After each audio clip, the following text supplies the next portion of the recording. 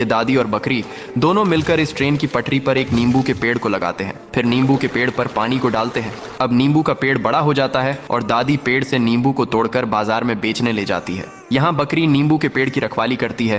तभी अचानक से उसी पटरी पर एक ट्रेन आ जाती है और बकरी ट्रेन को रोकने की बहुत कोशिश करती है, लेकिन ट्रेन तेजी से नींबू के पेड़ से टकरा जाती है और नींबू का पेड़ टूटकर नष्ट हो जाता है। लेकिन कुछ समय बाद उसी टूटे हुए नींबू के पेड़ से एक छोटा सा नींबू का पौधा उगने लगता है। लेकिन दादी और बकरी फिर भी रो रहे होते हैं क्योंकि किसी ने लाइक सब्सक्राइब नहीं किया।